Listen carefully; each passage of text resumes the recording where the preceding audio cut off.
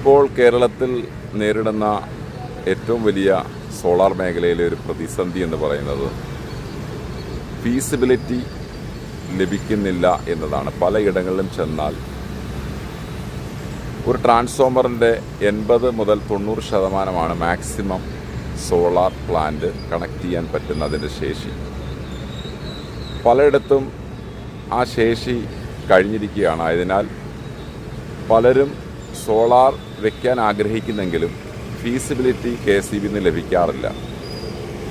ആയതിനാൽ ഇനിയുമുള്ള കസ്റ്റമേഴ്സ് പലരും കുറച്ചുകൂടെ കഴിയട്ടെ എന്ന് നോക്കി നിൽക്കുന്നവരുണ്ട്.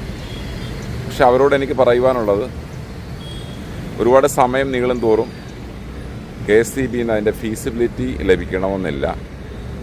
ആയതിനാൽ നമുക്ക് വേണ്ടി ഒരു കാരണവശാലും KSEB അവരുടെ ട്രാൻസ്ഫോമർ റീപ്ലേസ് ചെയ്യും എന്ന് നമ്മൾ പ്രതീക്ഷിക്കരുത്.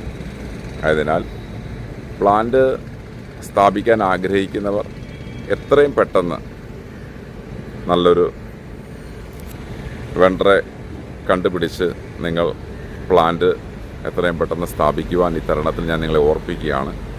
പലർക്കും ഇതിനെക്കുറിച്ച് നല്ല ധാരണയില്ല. ആ സോളാർ പൈസ ഉണ്ടാകുമ്പം വെക്കാം, അല്ലെ എന്തെങ്കിലും ഒരു കാലത്ത് വെക്കാം എന്നുള്ളതാണ്. എന്നാൽ സോളാർ വെക്കണമെങ്കിൽ ഫീസിബിലിറ്റി വെരി ഇമ്പോർട്ടൻ്റ് ആണ്. പല ട്രാൻസ്ഫോമറിലും പലയിടങ്ങളിൽ ഇപ്പോൾ കൊടുക്കുമ്പോൾ അത് ലഭിക്കാറില്ല. അതിനാൽ എത്രയും പെട്ടെന്ന് സോളാർ വെക്കാനായി ആഗ്രഹിക്കുന്നവർ നിങ്ങൾ എത്രയും പെട്ടെന്ന് വയ്ക്കുക. കൂടുതൽ ഇതിനെക്കുറിച്ച് അറിയുവാൻ പവർ സോൺ സോളാർ വേൾഡുമായി നിങ്ങൾക്ക് കോൺടാക്റ്റ് ചെയ്യാവുന്നതാണ്.